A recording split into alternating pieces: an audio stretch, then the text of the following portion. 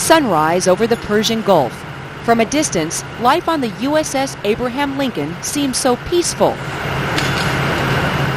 But within this battle group's boundary line,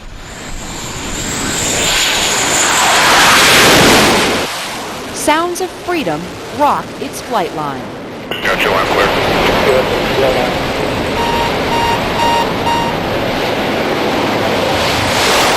The mission here is twofold: supporting Operation Southern Watch, making sure Saddam Hussein is respecting international laws, and preparing for a potential war if he doesn't. Back air, straight up, lock front, lock air, stick. The 5,500 men and women on this carrier say the world cannot forget September 11th. We took one on our home turf. We can never forget that, and we need to do our damnedest to make sure that it never happens again. Commander Paul Haas leads VF-31, the F-14 Tomcatters, one of 9 squadrons in an air wing training around the clock for a potential war against Iraq. I think it's going to be good. Today I'm going along to observe air combat training, an air-to-air mission with Lieutenant Commander Scott Snow, call sign Flake. But don't let the name fool you. He flew 25 combat missions over Afghanistan, helping to bring down the Taliban and send Al-Qaeda on the run. Now Scott's making sure he and his squadron are ready for Iraq. Cluster 3-1, up and ready, 54K, 21 souls. There's a good clunk right there. We're taking tension right now. Okay, motors are coming up. They look good. And I'm getting them the hand salute. And we're just about to go. And here it comes.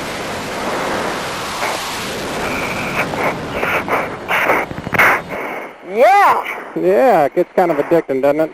We're airborne over the Persian Gulf and in combat theater. Explain to me why this tactical training is so important right now. To keep your skills honed, you need to practice all the time. Much like an IndyCar race driver, you can't take 3 months off and then hop in and fly and drive around on the Indy 500. It's not a win or lose kind of race. It's actually more life and death. Combat efficiency comes from tactical wingmanship. Pilots on each side providing protection from hostile aircraft and the surface-to-air threat. Okay. Yeah, I got the lead. You got the lead. Snow is practicing visual bombing, rolling in upside down on the enemy target and simulating dropping the ordnance perfectly. And we roll over 135 degrees. Pull down on top of them. Roll out. We set our whip up. And pop, there'd be the pickle right there. And you got it in your sights and then you drop the ordnance. Absolutely. The big thing about keeping that finely honed edge of a combat aviator, it'll reduce things like civilian casualties and missed bombs, missed hits, things like that.